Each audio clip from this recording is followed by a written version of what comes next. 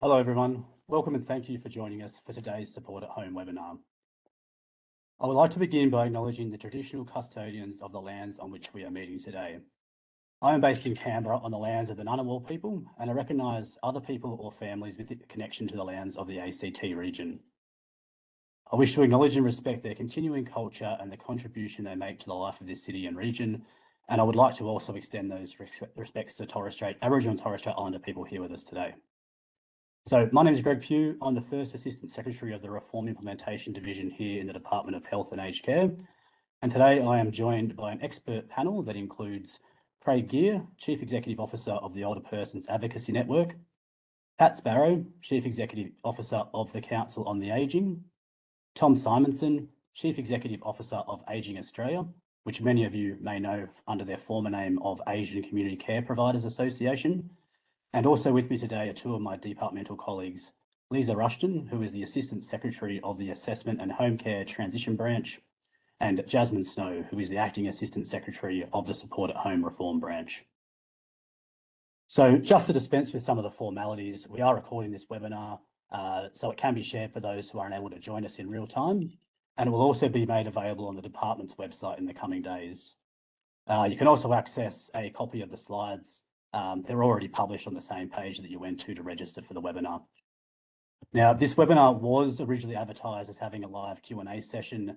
However, given we are operating in accordance with the caretaker conventions, pending the outcome of the 2025 federal election, we are unable to do so today. But we are planning on holding a subsequent webinar in May, where live questions will be answered. And at the end of this webinar, we will also answer some of the most popular pre-submitted questions. As always, we will be releasing a frequently asked questions document as well. So maybe just to start, a bit of a reminder around why we're here and a bit of the operating context. So on the 25th of November 2024, the Aged Care Act 2024 passed through Parliament. The new Act, and with it the Support at Home program and many other reforms, will commence from 1 July 2025. And while there is still some work to be done, we now have a solid understanding of the key changes and how they will impact older people, their families and carers. So for today's webinar, we're going to focus on two main things. One, around why a new Support at Home program is required, and then work through what some of those key substantive changes look like.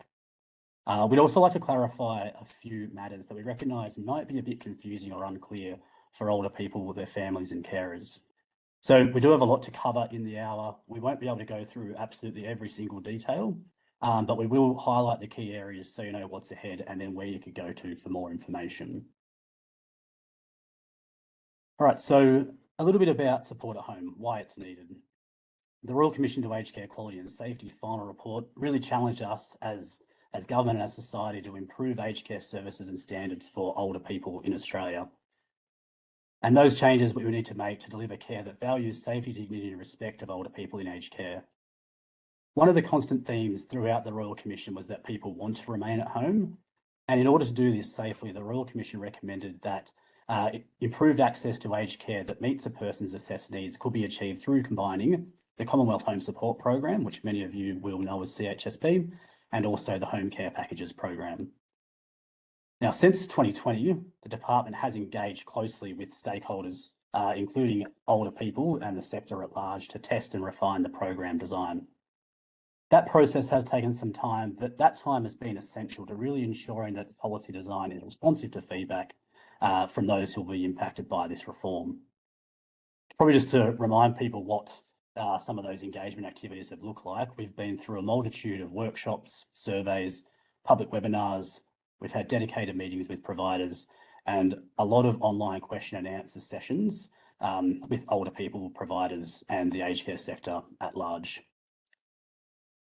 I wanted to take a quick pause because I want to bring on stage someone who has been instrumental in this work.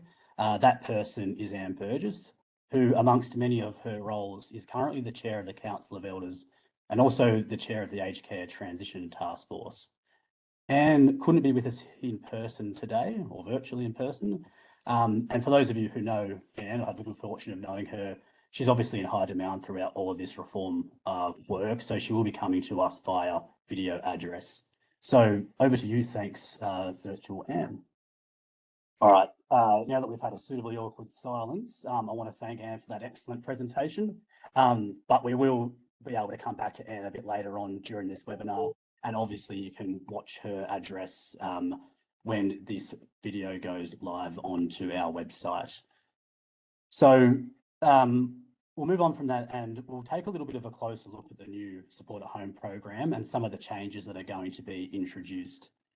So the Support at Home program will eventually bring together current in-home aged care programs, but not all at the same time.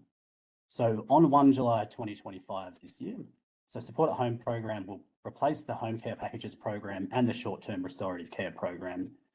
And then the Commonwealth Home Support program will transition no earlier than 1 July 2027. Craig and Pat are going to join me on stage in a second. And when they get here, I'm going to ask them to talk through the benefits of support at home, including from the lens of their respective organisations, both in the Older Persons Advocacy Network and also the Council of the Ageing. Here we are. So over to you. Thanks, Pat and Craig. Good afternoon, everyone. It's really great to be here. And now we've got the technical glitch over. I expect it'll all run really smoothly. So thanks for putting up with that.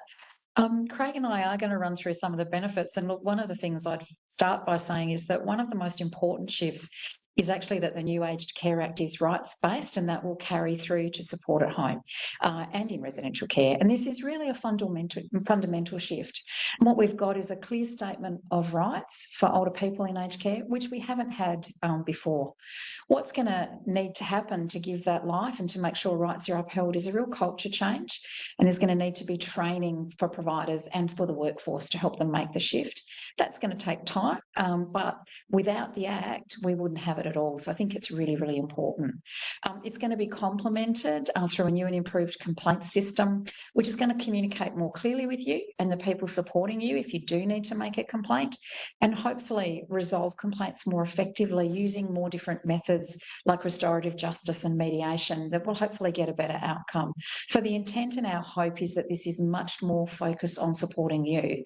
And I want to just draw out a little bit about the statement of rights, because it is fundamental to how you're going to experience services, and it articulates what your rights will be, including the right to make your own decision, which you should always have, the right to make choices, the right to stay connected, and the right to take risks. But Craig, one of the things we were both a bit disappointed about was the fact that it was not enforceable in and of itself. Do you want to talk about how it is going to be enforceable? Yeah, so I suppose one of the discussions we've had is, should you have to be running off to courts to get your rights upheld? And we don't think that should be the case. And there are mechanisms in place where the rights are enforceable, and that's predominantly through the complaint system, which I'll come to in a second, and the Aged Care Quality and Safety Commission. So the really great thing is that we were able to push that there should be a positive duty for providers to uphold that statement of rights, which means like under the Sexual Discrimination Act, where it's actually saying they've got to do policies and procedures, train their staff, do all these other things to make sure that they're talking to you about your rights, and they understand that as well. So the first port of call, I think, will really be about talking to your provider about whether your rights are being upheld. If you don't think they are, you can come to us at OPAN. You can raise a complaint, first of all, with your provider, but we can also help you with our aged care advocates to help you there. And the other way you can go to is to the Aged Care Quality and Safety Commission and put a complaint into them. Because what it does, it links to the aged care quality standards, and particularly standard 1, which is all about you as a person. That's really putting you at the centre and your rights at the centre of this. It's also about the aged care worker code of conduct. So they've got a responsibility to do that as well. And there's new things in the Aged Care Act called obligations, and those things are actually enforceable. So the Aged Care Quality and Safety can take action. They can investigate your complaint, and they've told me that from the 1st of July, on that first day, they will be ready to take complaints in relation to the statement of rights, whether it's being upheld or not. Take that through the investigation process, and importantly, ask providers to take action. So enforceable undertakings, these restorative justice things that you were talking about, really important things so that the rights are actually able to be upheld. It's just that, look, that's really important. I mean, I think one of the other benefits, if I think about the new program, is the fact that there's going to be higher levels of care. And we know that many people with the 4 levels sometimes kind of max out and perhaps go into residential care before they really want to. So I think it's really important that there's going to be the 8 levels of care, and also that it will allow you to hopefully stay home for longer and to be independent. I think the other really great thing about the program is that there's going to be 2 new short-term pathways, and I think, Craig, you're going to cover off on those a little bit more later. But just to mention them, we're going to have a restorative pathway and a palliative care pathway, and I think they're really important and really good features that are going to enhance the care that's able to be provided. We all know that people want to stay at home for as long as possible, and we want to support that. And the new levels with higher funding should do that. If you've got more support at different levels, you should be able to also move through a little bit more easily and free up packages, down the bottom. So if your needs increase, hopefully you'll be able to get higher levels of support to help you stay at home. It's going to take time for all of this to free up and to make sure that people are getting support more quickly. But the government has committed from 1 July 27 that their target will be that people shouldn't wait for more than 3 months to get the care they need. That's significantly better than the time people are waiting now, which can be anything up to a year or more. And maybe down the track we'll want to see it go more than 3 months, but it's good to see that commitment and that shift happening from there. So, Craig, now that I've kind of got a package, what are going to be the benefits when I'm actually in receiving the service? Yeah, and I think the other part we might have not talked about is getting into the system, which is the single assessment workforce, and contacting My Aged Care to get that assessment underway. And that's should be a much more streamlined. And there's more money going into that. But once you're in the service, you have that relationship with your provider. And one of the parts of this is around a care partner. Now, we were a little bit concerned that the care partners might not be able to give the level of support that they did. And so we are going to keep monitoring that the right people get the right levels of care partnering support, care management at the right times. But it's actually a really flexible process so that people can actually say, hey, I'm really good at self-managing, so I only need you to check in once every couple of months, once a month, that sort of thing, see how things are going. Other people are going to need higher levels of that. And so that's going to be really about planning people's needs. Importantly, what do they want? So it's about, again, self-determination, my goals, my needs, when I want people, who I want coming. So that's the care partnering approach. And driven by the older person. Driven by the older person, yeah, exactly. So it's that's what I think we really all wanted, is people to be in control of their own package and how services are delivered for them. So that agreement of that care plan is going to be a really important part of it. And then talking to your care partner about, do I need to increase or decrease or change things? The other part of this then is yes, you've got the services to those levels. Again, you might get that reassessment to change your levels. And then there's the other thing. So the restorative pathways I'll come to in a second. But first of all, is a really important thing about assistive technology. Yes, absolutely. And that home modification. So assistive technologies up to $15,000, which is kind of ready to go. I think we hear at the moment people are having to save their money and squirrel it away for the rainy day sort of thing. And just in case they need that piece of equipment, this will be a much more streamlined, pre-approved approach. Now, a lot of people have also asked me about whether that means if I need more than that, say I need a specialised wheelchair, what happens? Well, you can get a prescription like you do from your doctor, but it would probably be from an occupational therapist and maybe your doctor as well, which means that they can go to those higher levels of equipment. And then with the home modifications, we know railings, those sorts of things are really important. Yeah. So stay at home, getting the railings put in, 15,000 that's allocated up to for that as well. So that's really important. Now, the 2 other final pathways, I call this next one the restorative pathway. This is Val's pathway. Yes, it is Val's pathway. It is, because Val was in hospital and found it really difficult to get back home and get the services she needed. And it was that building her back up again she was talking about, the physiotherapy, sometimes people need a speech pathologist, a dietitian. So this is an amount of money that actually helps you for 12 weeks, which can be extended to 16, to get those services that you need, to build you back up again as well. The final thing that I think is so important is around end-of-life care. Yeah. So people have told us that they do want to die at home, and 70% of people say they want to. Productivity commissions found that only 10% of people actually are able to do that, which is, So what this is going to do is say, here's $25,000. It's for 3 months of support at that end of life time. It can increase. It doesn't take away from what the community is doing, what the state hospitals are doing with palliative care, but it's to complement and supplement that. The other one that people said is, but what happens at the end? And there is a pathway there that says, yep, if that doesn't happen and you need continued support, that will be there as well, back on the lower level, but probably looking at what your needs are going to be if that continues on. So that's a really positive outcome, I think, for people. I think it really is, and I can only say from personal experience, seeing how those things didn't line up, I think this package is going to be, this support at the end of life is going to be really, really important. Yeah. So, the program needs to take some time to embed and play out, but I think it's much more in line with what I've heard older people telling me that they're looking for in the services. So, Greg, that's where our summary of the survey. One other thing I'm going to touch on, I think, which is just about, I know that everybody will want to talk about fees and charges and co-contributions, but there are a couple of things I think are really important to know about that I think are a benefit, which is that if you're an existing client before the 12th of September, then you'll benefit from the No Worse Off principle. And I know that we're going to cover that later in the webinar, but I think that's really important to say up front. But the other really good feature is that no one is going to pay for the clinical care services. That's really important because often they're the most expensive services and the ones that people generally have to have. So that's really, really important. And then I think what's important to know is that the contribution system is based on the pension scale. So you'll be dealing with Senior Services Australia, but you'll be familiar with being a pensioner or that you might be on a Commonwealth Seniors Healthcare card holder, and so I think the system will make sense to you. Then the other two service categories, there's independence, which will help you keep moving, things like personal care, and what you're contributing will be based on what your assessment is, and you'll pay anything from 5 to 50% of your cost.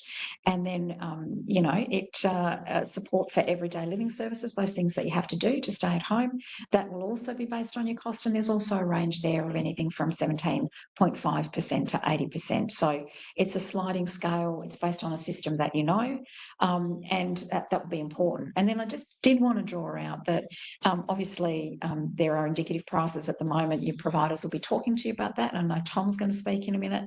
But for the first 12 months, providers are setting their own fees, and you can compare your pricing, etc., on that. And you can change providers if you need to, and you can talk to them about the pricing. So there are things that you can do around that to make sure that it stays affordable for you. And now I think we can hand back to Greg. Thanks, Greg. Thanks, Patty. Thanks, Craig. That was an absolutely excellent overview. Thank you for walking through some of those key facts. We know that people are particularly interested in those various pathways and that work around the contributions as well. So we were going to bring Tom Symondson onto stage, but before we do that, we do want to try and give Anne Burgess another run. So I might just reintroduce her. We'll see if we can get her up second time lucky. But as I said earlier, Anne Burgess, amongst the many hats that she wears, she's currently the chair of the Council of Elders and also the chair of the Aged Care Transition Taskforce. So really, Anne's been instrumental in assisting us in the reform, not just to get to 1 July, but in reforms more broadly. And it's a really great opportunity to hear from her now. Thank you. Hello, everybody. I'm Anne Burgess, and I'm lucky enough to be chair of the Aged Care Council of Elders. It's lovely to be talking with you today, and I want to talk a bit about the Council of Elders and a bit about the Support at Home program. The Council of Elders was formed as a recommendation of the Aged Care Royal Commission, and really the Royal Commission recognised that the voices of older people needed to be much more strongly featured in the design and the implementation of programs for aged care. So there are 13 of us from all around Australia in the Council of Elders, and we're a really diverse group group, and we come together to share our experiences and provide advice to the department and to the minister on what we think should happen with the aged care reforms. We do that on all of the aspects of the reform, which are really wide, as you would know. Today we're talking about specifically the Support at Home program. So what we do in Council of Elders is always to make sure that the reforms are focused on the older person and the older person's rights. And this is the first Aged Care Act that has rights and the rights of the older person as the major part of that legislation. So how do we, as a Council of Elders, make sure that we reflect that? Because we're out and about talking to older people every day, and we can bring those views and perspectives into discussions and all of the advice that we provide.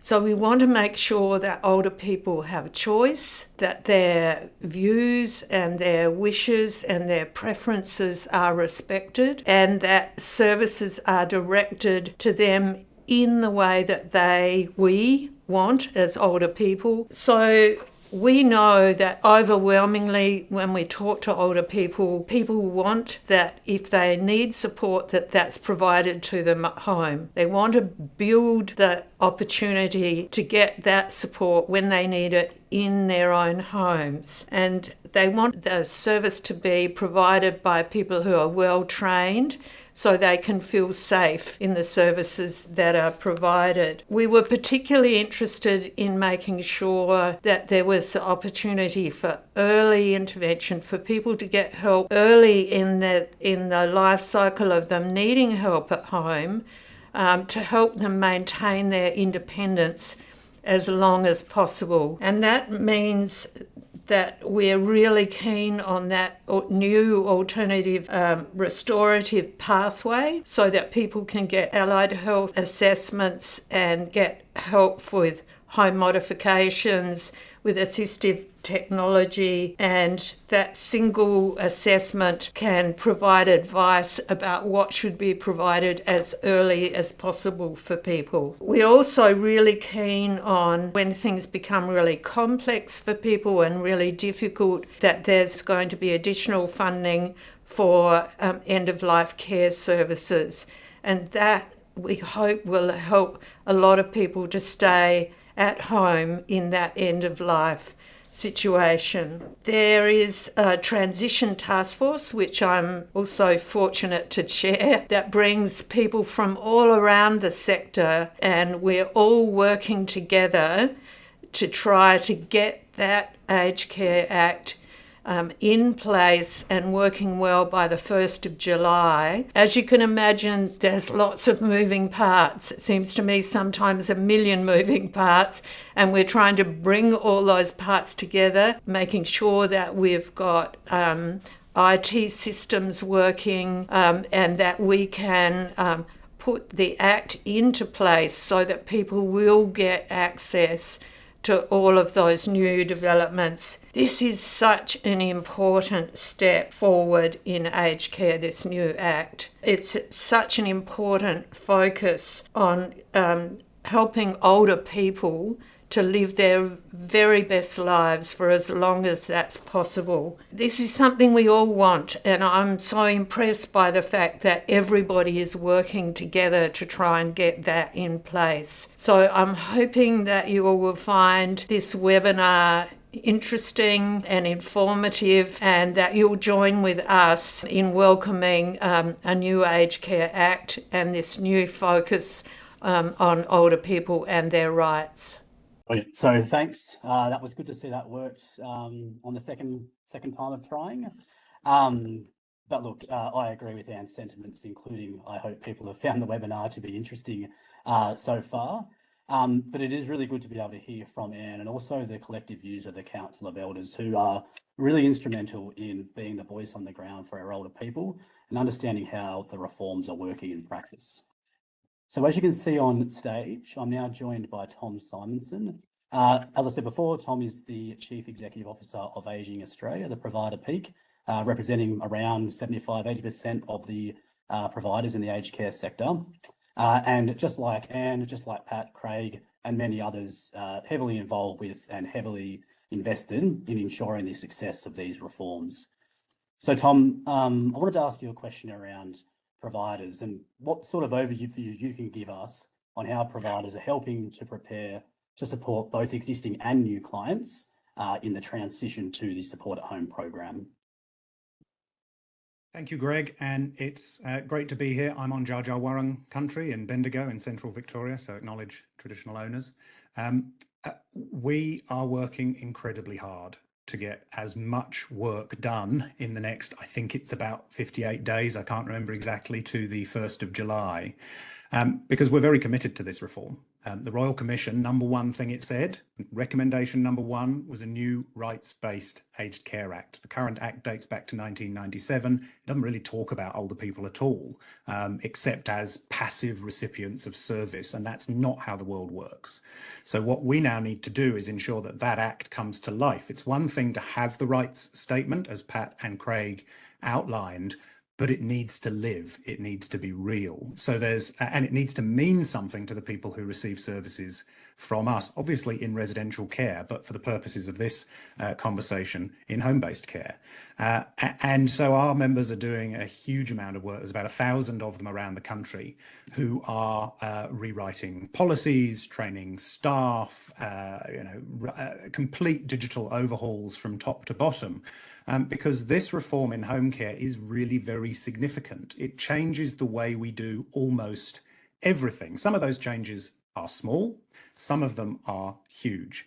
And you've heard some examples of the bigger changes, so things around charging, things around how we deliver clinical services. One of the things we're looking at, because the new system for those who are not grandfathered, so people who have come into the system since the 12th of September, because those contributions that are going to apply don't apply on clinical services, we're actually looking at how we ramp up our capacity to deliver clinical services, because we think people are going to use them in even greater numbers than they already do. It's not to say we won't see people using the other kinds of services, but we do think we're going to see an increase in our need to be able to deliver clinical services into people's homes. That's the allied health, that's the nursing support that helps people stay healthy and well in their own homes, because people do want to stay in their own homes as long as they possibly can. Most of the changes that we're really focused on right now, you shouldn't actually notice. They are things like changing our policies. You might notice the impact of those things, but you shouldn't notice the detail.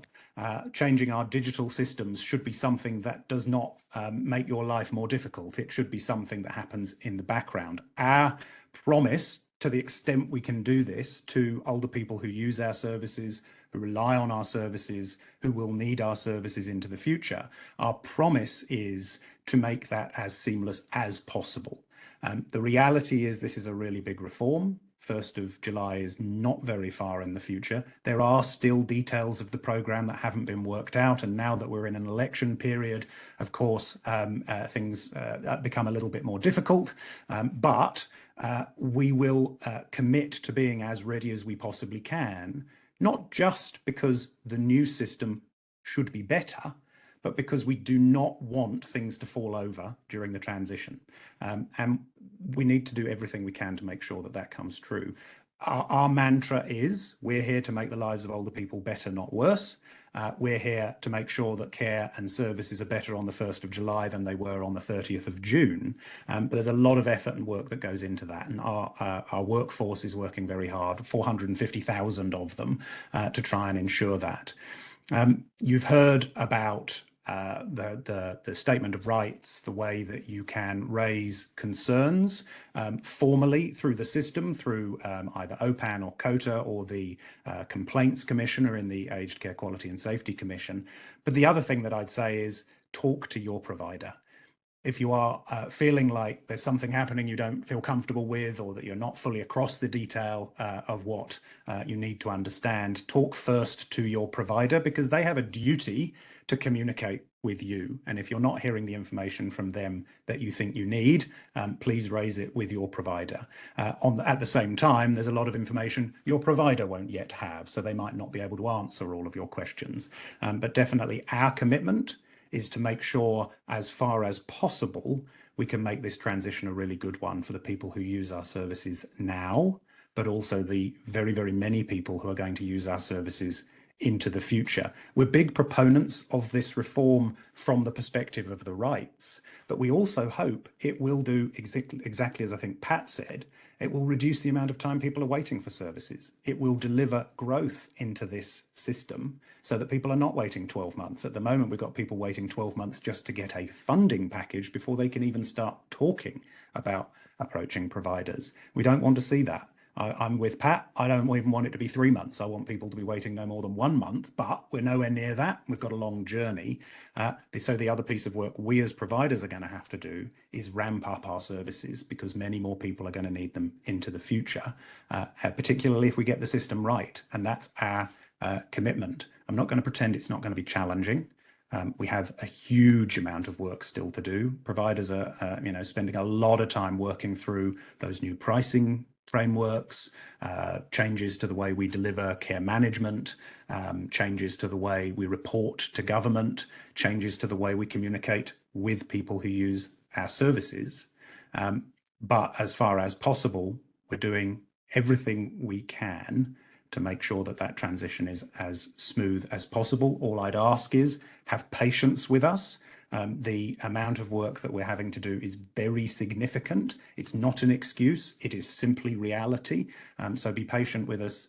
We will do our absolute best to ensure this transition is a good one for everybody already receiving service, as well as people who come into our services from this point forward. So thanks, Greg, and I think I'll hand back to you. Thanks, Tom. Look, great summary, some really good points made there, and we couldn't agree more. We want to make sure that the changes are as seamless as possible, that they happen to the furthest extent possible in the background. And from the department's perspective, very cognizant of both the opportunities and challenges that the looming 1 July 2025 implementation date does present. So we're grateful for the work of your organisation and all the organisations represented here today in helping us to both take advantage of those opportunities, but also to address those challenges. I did want to move on now, though, to another key change that I know people are very understandably keen to know more about, and that is participant contributions. So by way of brief background, the Aged Care Taskforce, so not to be confused with the Aged Care Transition Taskforce that we've spoken a little bit about today, that was established in June 2023. Its primary purpose was to review the future aged care funding arrangements and also provide options to government to support an aged care system that is sustainable, fair, equitable and innovative. So the government response to the task force included a contribution framework that was based on its recommendation that there should be a balance between both government funding and participant contributions. And they included things like the government continuing to be the main funder of aged care, that it is appropriate for older people to contribute to their aged care costs where they have the means to do so, that there is a strong safety net for low means participants to meet aged care costs. And so I think it's really worth working through some case studies on contributions. Many of you will have heard us use the terms grandfathered or grandparented. This is a bit of a government or service term. I recognise that in many respects it's not readily understood what we mean. And so we want to move away from that particular terminology and others just in some of our products when we're talking to our older people and their families, so that we understand what those changes are and what they mean in practice. So lucky for you, and probably lucky for you, you're not going to be hearing from me to go through those case studies. We are going to be hearing from someone far more knowledgeable on that topic, and that someone is Jasmine Snow. So I mentioned Jasmine earlier. She's currently the Acting Assistant Secretary of the Support at Home Reform Branch. And so without further ado, over to you. Thanks, Jaz. Thanks, Greg. So as Pat mentioned earlier, a no worse off principle will apply to people who, on the 12th of September last year were either receiving a home care package in the National Priority System or had been assessed as eligible for a home care package. The no worse off principle means that people will make the same contributions or lower than they would have had under home care arrangements. People who have a home care package or who are in the National Priority System or who are assessed as eligible for a home care package before 1 July 2025 will receive the same package level under Support at Home when the program starts, including any unspent funds. As mentioned earlier, those who were receiving a home care package on or before the 12th of September 2024 will be subject to the no worse off principle. To bring some of this detail to life, I'm going to walk you through a couple of scenarios as Greg foreshadowed earlier. So let's look or talk about Mohammed. Mohammed is an existing home care package recipient. Mohammed is a single part pensioner, and Mohammed's income is $40,000 per year, including pension income of $25,260. Mohammed owns his home and has non-financial assets of $100,000. He was approved and in a home care package as at 12 September 2024. So when Support at Home begins on 1 July 2025, Mohammed's income will be assessed and he will pay the no worse off principal contribution rates required. Based on the assessment of his income, Mohammed's contribution rates from 1 July 2025 will be 0% or nothing for clinical services, 2.5% for independent services, and 2.5% of the price of everyday living services. In addition, as you can see on the slide there, Mohammed will retain the current home care package lifetime cap amount, currently $82,018 indexed, and retain the same home care package amount. So sorry, there's two elements there I need to call out. So Mohammed will retain the current home care package lifetime amount and retain the current funding level for his home care package. I'll now walk you through a second case study, which is about Sue. So Sue was approved for a home care package in March this year and will be a new participant entering Support at Home. Sue is a single part pensioner with an income of $40,000 per year, including pension income of $25,260. Sue owns her home and has non-financial assets of $100,000. She was approved for home care in March this year and does therefore not qualify for the no worse off principle. When Support at Home begins on 1 July this year, Sue's income and assets will be assessed and she will pay the standard contribution rates that are required. Based on the assessment of her income and assets, Sue's contribution rates from 1 July 2025 will be 0% for clinical services, 9.4% for independent services, and 23.7% for everyday living services. Similar to the previous example, a lifetime cap will also apply, and Sue will no longer have to pay contributions once she reaches a cap of $130,000 indexed. So a different cap because no worse off principle does not apply for Sue. In total contributions across Support at Home, including any fees that she previously paid in home care. So anything will come across and contribute to that cap.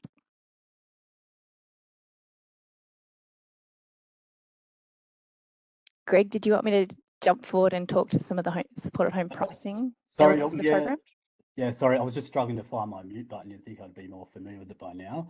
But look, that's a really good overview, and it's good being able to break down some of those more detailed components into really practical case studies. But you're right, we are going to keep the spotlight on you. So I think you're going to now work us through some of the recent pricing announcements for Support at Home, including the introduction of staged price caps. Thanks, Greg. So Tom touched on this earlier, but people on the call today may be aware that the government is staging the introduction of price caps on services in the new Support at Home program. From 1 July 2026, government set price caps will apply. From 1 July 2025, so the first year of the program, in-home aged care providers will continue to set their own prices for Support at Home services, as currently occurs under the Home Care Packages program. On the 24th of March 2025, the department released onto their website the indicative price ranges for most Support at Home services. These indicative price ranges reflect what home care package providers have reported that they intend to charge when the supported home program commences from 1 July this year, not the contribution to be made by individual participants.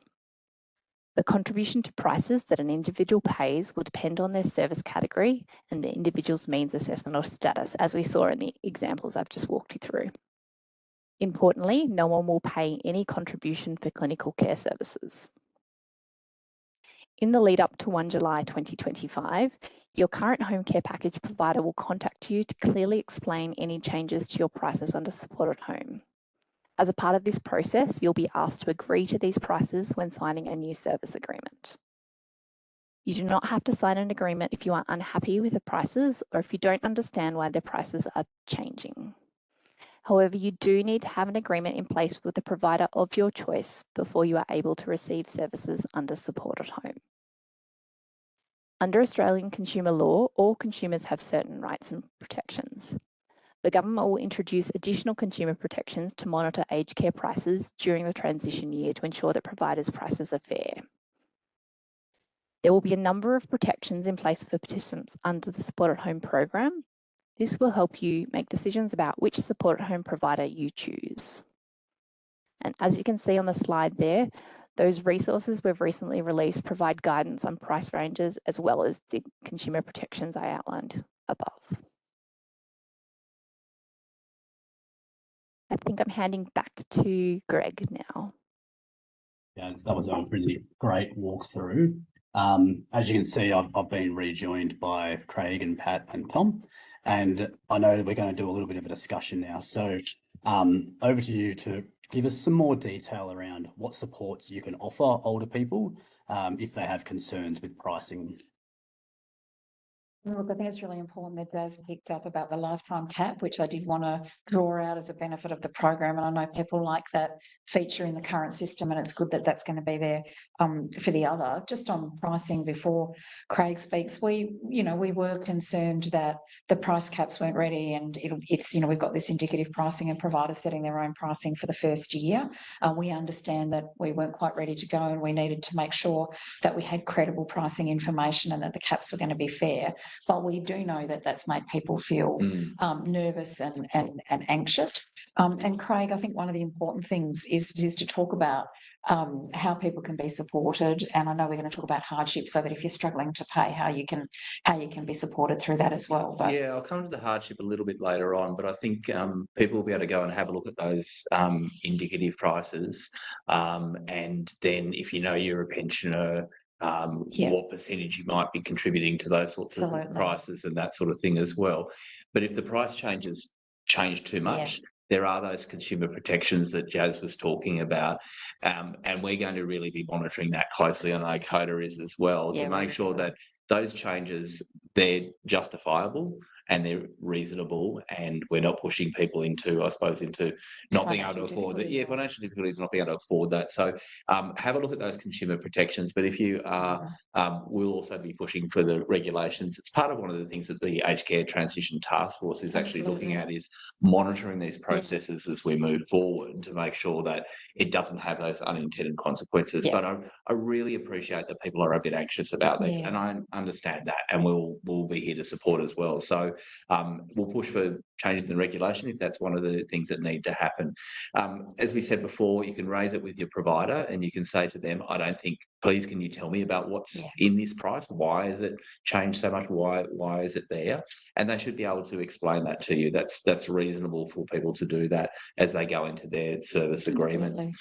You can also come to us. I mean, our aged care advocates, they're available on 1800 700 600. They're free. They're independent of the providers and the government, and they will talk to you about and step you through those points and about what's in your agreement or how this might play out for you and your services. And so we can take those back. The other important aspect of this in the consumer protections is that the Aged Care Quality and Safety Commission will be able to take action if the price changes are unreasonable. So I think there's a number of things in place.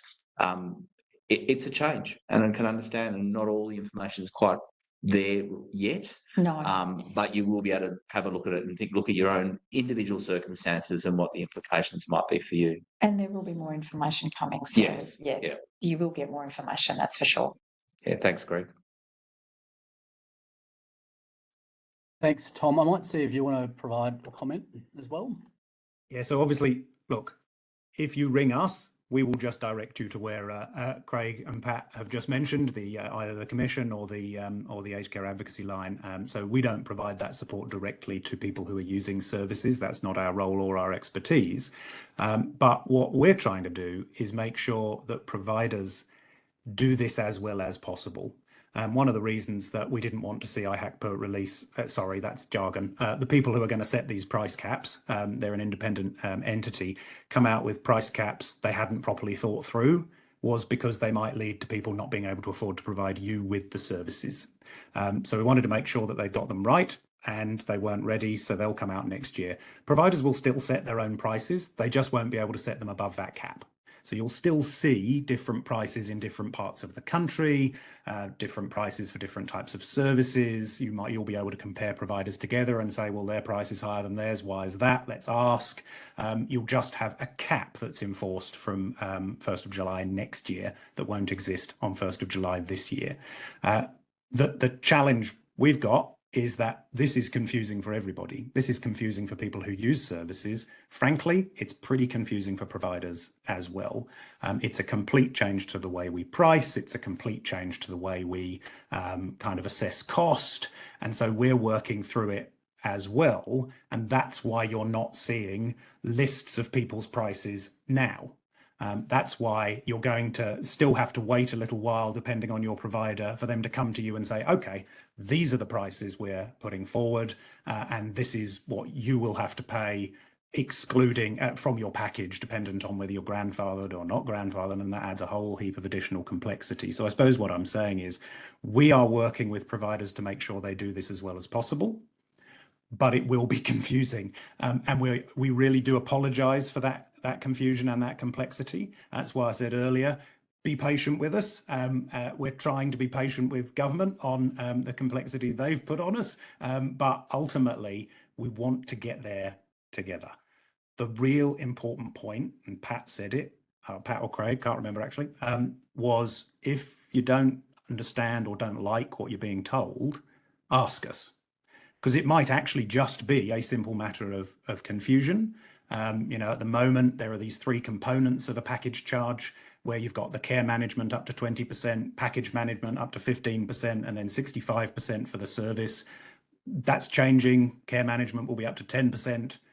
Package management goes away. And so 90% of the package is now priced in this way. So it will look very different. But as far as we can, we will make it as simple as possible. And our role is to support providers in that process, recognising we will not get it perfectly right. And as long as we're all open with each other about that, hopefully we can get through it together.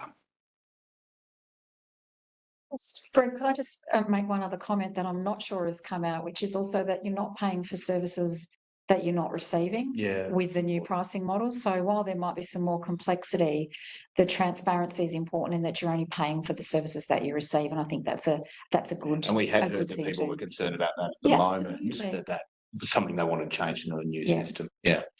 So hopefully that'll be helpful. Sorry, Greg, just thought I'd jump in there. No, I think it's an excellent point to bring to the fore. And look, thank you, Tom. Thank you, Pat. Thank you, Craig. Really important for people to know where they can go if they want more information or if they have any concerns. One of the things I do want to echo, though, this is a big change. So it is important for people to be patient while these changes come into effect because they're big changes, but they're big changes that are very much for the better. So I am now joined by Lezah Rushton. Many of you will have had the pleasure of meeting Lezah previously. As I mentioned earlier, she's the Assistant Secretary of the Assessment and Home Care Transition Branch and is instrumental in the implementation effort towards 1 July 2025. So Lezah, probably no surprise for you then on what my question is going to be. Can you please walk us through the transition and what older people can expect in the lead up to 1 July 2025? Yeah, thanks, Greg. So the department is working on a range of resources to make them available to older people to help you navigate the journey through to 1 July 2025 and beyond that to be able to take advantage of all the new features of the Support at Home program. So the department is working on a range of fact sheets which will be published on our website very shortly. These fact sheets are really short, sharp, 1 to 2 page pieces of information around the key components of the Support at Home program to help you understand how those key components work. So the fact sheets will cover in detail how care management will work, how self-management will work under Support at Home. They'll cover the new Assistive Technology and Home Modification program, give you detail around how the service list works for Support at Home, and key to the point that Pat made, that you will only be paying for services that are used, so how that works. They will cover the end-of-life pathway, the new restorative care arrangements, but also very clearly how the new budget construct works for Support at Home, and how that ties to your assessment process, which results in the level of budget that you get. We're attempting to provide material that is simple, to Tom's point, easy to consume, but there also is a lot of material already on our website with a great depth of detail. So we released earlier in the month the Support at Home program manual. It is targeted with the depth of detail for providers to understand the program, but it is available to older people and their families and carers to read as well. So if you really want to get down into the depths of the detail, you can go and access any of these resources. They are publicly available for people to use. We are also developing a detailed checklist which we will provide to all current home care package recipients, which will help you understand what you need to do over the coming months. And in a nutshell, that is really to have conversations with your providers to understand what might change for you in terms of your mix of services and those prices as we move towards the 1st of July. We're also developing some videos. Those videos will have links on our website. We'll make them available through the various other engagement and public forums that the department attends to support older people as we're working through the reform journey. The videos, again, take you through what you might need to do if you're a current home care package participant in moving into the new program, but also the benefits that will come and be available to you as you work through post 1 July and into Support at Home. So these materials are developed in consultation with the Council of Elders and the Transition Taskforce. So we'll keep testing these and releasing them as we move forward. Over to you, Greg.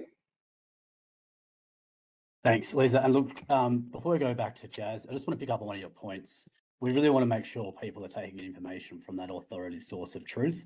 As Lezah said, the Support at Home program manual gives significant detail around what to expect from the program and how it operates. So for me, that should be mandatory reading for the sector writ large, including older people and families. So it's available on the department's website. I encourage you to jump on and have a look because it will give you the answers to some of those questions that you may have. So as you can see, I am rejoined by Jazz, and Jazz is going to take us through some of the changes in First Nations assessments, which is a really important reform, also commencing from 1 July this year. Thanks, Greg.